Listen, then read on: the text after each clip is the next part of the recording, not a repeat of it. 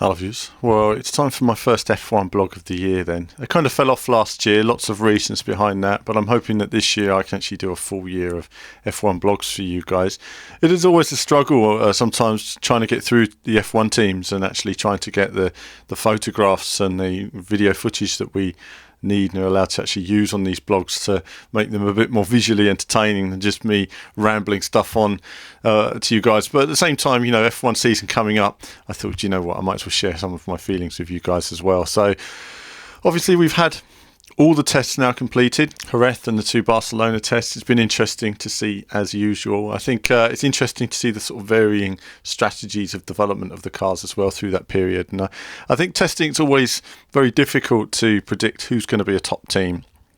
But usually the top teams tend to come to the fore later in testing, and you can see who's clearly got a very balanced car and building on that for Melbourne. But now at the rate of development that we see and the work that really goes into understanding the tyres, the idea of the testing has changed somewhat, and people are less likely to actually reveal what they've got because of fear of that being copied. And we've already seen a lot of bits and pieces being copied by different teams throughout the tests. So it's been quite interesting to see how they've come to the fore. So I thought I'd give my opinion on a few bits and pieces, and in that way, you know, I look forward to hearing your feedback as well. So firstly, the Sky coverage has been excellent throughout the test. I think that it's been great to see, you know, the cars actually on track doing what they do, you know, putting those laps. And usually it would just be a clip on YouTube that was a couple of seconds where you see the new cars, and it's nice to see them. And I look forward to next year as well when we have the brand new cars being tested. And I think that's something as well that's had a big impact on this season. This is an unusual season because the teams they've got one eye on next year, and they've made a strategy based on however they're doing right now and however they foresee their chances this year and next year, and they're going for that strategy. And it's going to be interesting to see, I think, a season of two halves. Are we going to see some teams max out their car, or even in fact diverting their resources towards the 2014 car and the big changes that are going to be happening there? But I thought I'd have a ramble, talk about some of the different teams, and as I say, get the feedback from you guys. I mean, firstly, Red Bull evolution of last year's car. It's Adrian Newey. You can't bet against it. It's going to win races this year, definitely. How far ahead are they going to be, and are they going to remain ahead? I think they'll be at the front of the grid all year. I really just can't see them struggling. I think that, yes, you might find in the second half of the season, depending on where they are, they might fall into the clutches of some of the other cars slightly, and there will be more of a battle for the championship this year. But I think really, in general, I think it's quite interesting to see how they've developed the car. It's still got a bit of a step nose, and that's something I'll come back to later. You know, the whole step nose thing, it still doesn't seem entirely clear to me, and it won't be until we actually see all the cars on the grid, because some cars do seem to have a slightly steppy nose, and I'll be interesting to know the ruling on that as to whether you're allowed to have one or not. It should be a clean line, but we'll wait and see. But Red Bull, by all accounts, is looking glued to the ground in testing. I even saw Martin Brundle doing a tweet about it yesterday, and you know, his tweet was, you know, ominous to say the least. Then we have McLaren. They came out really well in Jerez. Massa was saying, you know, amazing. Nico Rosberg was saying the car looked amazing. And since then, it's kind of fallen off a bit. But I think that's McLaren sandbagging, personally. They've not... You know, I don't believe that's all the front wing elements that you're going to be seeing in Melbourne. I think there's a lot of bits and pieces on the car that they've been holding back. They've not been as secretive about their car as other teams. They've not been covering their rear diffuser and all those little bits and pieces. So I think what McLaren have done is they've gone out with new parts inside, perhaps internally, but the majority is testing the new front suspension, or front and rear suspension, but also understanding the tyres for this year. They've devoted the entire testing to really understanding reliability of the car and what the new elements bring to it, and testing the tyres with the suspension system, how to change those setups and everything else, and trying to find a workaround in those areas which are going to be vital to the team later in the year. So it'll be interesting to see how that develops. I don't think we've seen everything of them. It seemed in the long run they were graining their tyres, and I saw Jensen driving very aggressively as well. I really think they were testing the limits of them. McLaren, unknown quantity. Looking at the facts, they would tell you that they're going to struggle through the first half of the season and then really come to the fore in the second half. That means McLaren have committed to this year. Does that mean they've sacrificed 2014 to really win the 2013 season because they know they have what it takes. We'll wait and see. Certainly, I think McLaren in the last few years, its reliability that has let them down. Well, it has many, many times. I mean, Mika Hakkinen, Kimi Räikkönen, it's happened to all the McLaren drivers over the past 10 years. They have had reliability issues largely, and it'd be interesting to see if this year Perez and Button can bring the car home safely. They're very smooth drivers, good on their tyres. We'll wait and see on that. Ferrari, good to see that the car's running quicker, better, smoother. The car did improve massively in the 2012 season. I think if they can start off with a car that has all the good elements but it's just a bit quicker, they just didn't have the pace last year to compete. And I don't know if they'll have the pace this year, but certainly I think there'll be a better package. And I think Ferrari are under no illusions as to the task at hand. And with Fernando Alonso on board, anything is possible. It's as simple as that. I mean, Alonso really is one of the greatest drivers ever to be in Formula One. And it's funny I say that. A few years ago I would have said he was a bit of a moody guy. He was a bit of a moody guy, but he moved to Ferrari, changed his whole perspective, he changed his whole personality, in fact. And he's generated so much respect for his incredible driving. He really should have been there for the 2012 season, I felt, and it was a real shame for him that the car just didn't quite have the speed that he needed, plus the bad luck mid-season. But Ferrari, obviously very strong. Onto Lotus, and they're a bit of an unknown at the moment. They have a lot of speed. They were very good in 2012 in hot weather conditions, good on their tyres. I should think we're going to see a similar thing again this year.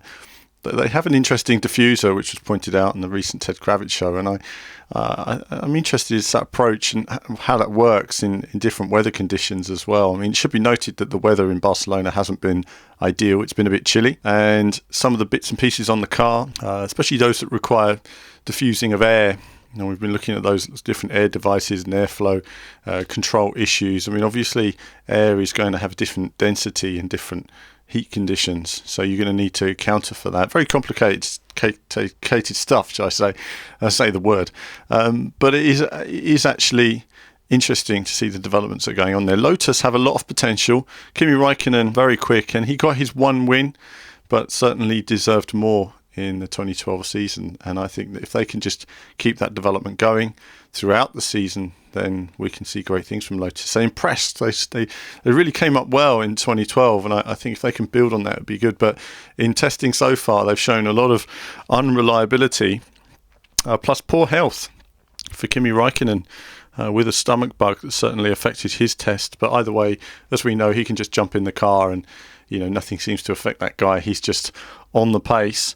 And so next it's on to the team on everyone's lips at the moment, Mercedes. Lewis Hamilton's gone to Mercedes. Has he gone for a good reason? Well, everyone believes at the moment, not just the cash, it's a 2014 car, and that Mercedes will be light years ahead of everyone. I think it'd be a shame if that does happen. They are 2 seconds lap quicker than everyone else, because then it just won't be a race. It'll just be between him and Nico Rosberg for the title next year. Let's hope it's not like that. Let's hope we do have other engine manufacturers able to put together units that work. Otherwise, it's going to be a bit disappointing for the sport as a whole. But for the 2013 season, they're going to be coming from behind, and it sounds like they're making really good progress at the moment. It does sound like there's a lot of infighting at Mercedes. Ross Brawn being moved out and all this sort of chat going on at the moment. It sounds like there's a lot of changes in Mercedes that are being discussed for the future. And, of course, Norbert Howe leaving before Christmas came as a big surprise to everybody, just walking out by all accounts. So it'll be interesting to see whether that's affected development. But certainly the tests, they've proved to be very quick on the light fuel runs. Though, let's face it, I mean, the other cars weren't really showing all they had to offer. So we can't really say at this early stage where Mercedes are going to be and whether they're going to be competing for victories. Everyone believes they will be at the moment. We will wait and see. They had the one victory in 2012, but then the wheels sort of fell off the wagon, as it were, especially in reliability for Michael Schumacher. But had Michael completed the races and not had the reliability issues and some bad luck, he would probably have been battling for the championship last year. So there's no reason why Mercedes, with their pedigree and their financial backing, shouldn't be there this year. And they've got 2 great drivers as well to showcase that. Be good experience for Lewis Hamilton, again starting from perhaps the middle of the grid this time. We'll have to wait and see how that affects him and affects his mindset as well. It'll be interesting to see his mindset for this year. I think he's in good shape though. I think 2013 is another learning year for him, a lot of development on the car. learning new things in the world of motor racing and F1 and politics in general. It's going to be quite interesting. On to Williams.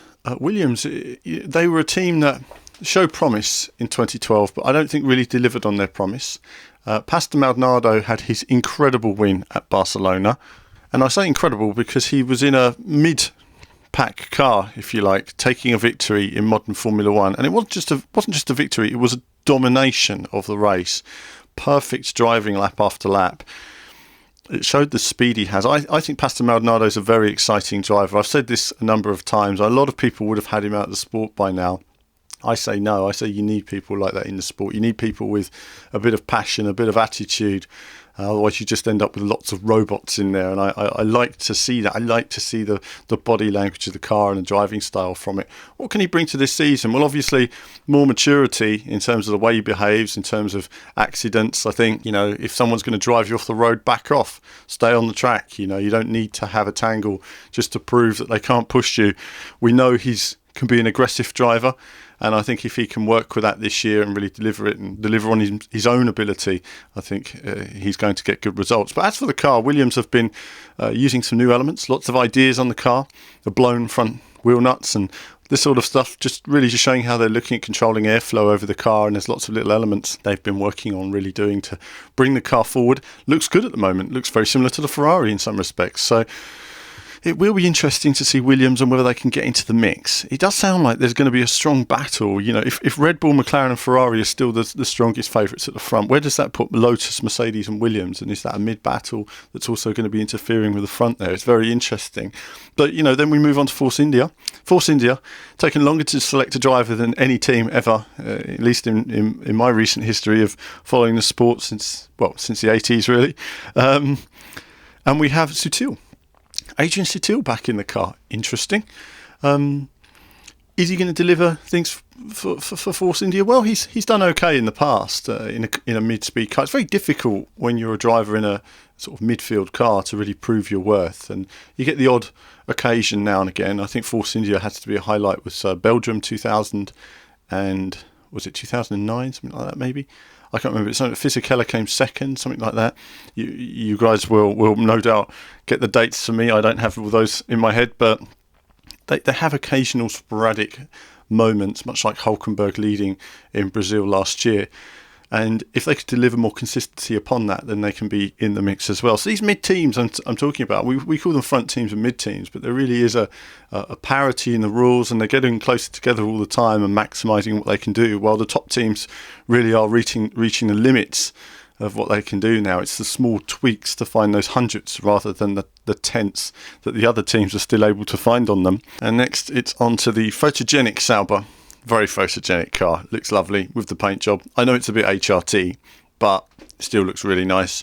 Nico Hulkenberg leaving Force India for Sauber.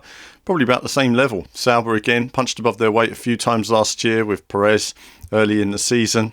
Interesting to see how they do. I mean, Nico Hulkenberg was talking to David Croft about it, and he says, the car doesn't feel massively different to drive. It's interesting. It'd be interesting to see what it's like driving one F1 car to another. But in general, I suppose they are quite similar. It's just ultimately just about the grip and the downforce that you have available to you to really get on the power as early as possible. But I suppose interesting it'll be how it performs with its tyres again this year.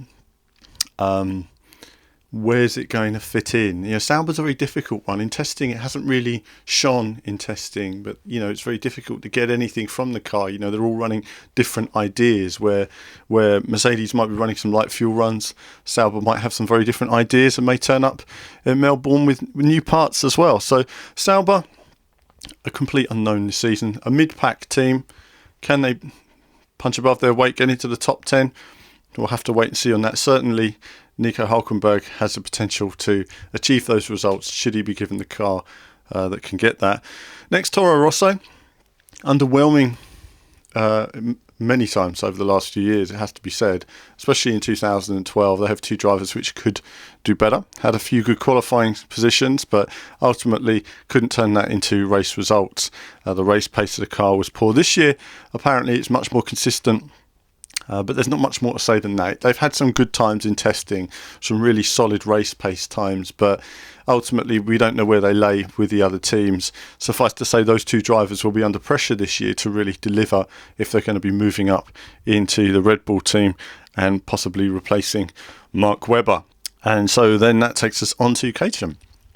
Caterham, now at the moment the testing times have been poor from them. They've lost, they got rid of Heikki Kovalainen, which personally I felt was a poor move. I thought he'd done a very good job for the team over the last couple of years, and I think that it would have been nice to see them stick with him for this season in developing the car. Again, running the step nose, and this is what I mentioned earlier. They're running the step nose at the moment. How does the cover work in terms of weight and in terms of aerodynamics for the car? Wouldn't it be better to test with the nose cover on the car? It just seems a bit strange that some of the teams are testing without it. I'd love to know a technical perspective on why they're testing with a step nose when that's obviously going to have to be covered. The cover's got to have some impact on the car in terms of weight balance and aerodynamic balance of airflow. So it's interesting that they've been testing with a step nose. But overall, the car's not been putting in stellar times. The Marussia was faster in the first few days of testing. I think the final day, Caterham was faster, but those two will be neck and neck. Still not where they'd like to be, though. They're still 3-4 seconds off the pace. It's going to be a struggle for them again this season. It's a real shame these teams can't quite get in the mix. I'd like to see them competing rather than being the also-rans in the first part of qualifying. On to Marussia. Big improvements here. Car looks good. It's been an interesting test for them. Car's looking good. Front wing looks nicely developed. Unusual looking car. It does look quite long. It's got a kind of sausage look to it. But it'll be interesting to see how it's developed since last year with reliability in relation to the Caterham. I'm not certain yet if their deal with McLaren is in effect in terms of using McLaren's wind tunnel. I know that was discussed last year. It'd be interesting to see. But they have confirmed they've already developed developed wind tunnel ready their 2014 car. I think it shows how far ahead the teams are when it comes to 2014. The engines aren't finished yet, but the car's already built with a hole for the engine placement. So it's quite interesting to hear how far ahead they are in development. And Marussia sound quite confident that their 2014 car will be a big improvement for them up the grid. So interesting plans. Overall then, very close. I think the top 5 teams are going to be close, but I think it's going to be a season very much of two halves. The first half of the season, you can see the teams who have got an evolution of last year's car really, putting in some great times and going to be very competitive. And I think the second half of the season, it's going to be those who've committed to the 2013 season. I think that's where McLaren certainly hope that their approach to the season is going to pay dividends for them in the long run. So much to look forward to. F1 season kicks off in a couple of weeks' time. I can't wait for it. I think it's going to be really exciting.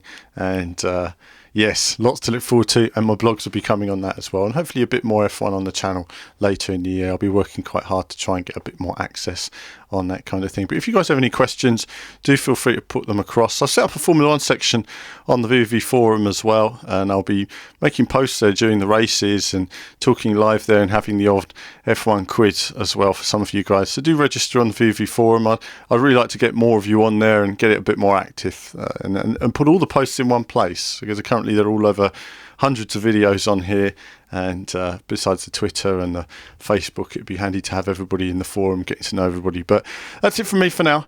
As ever, more soon.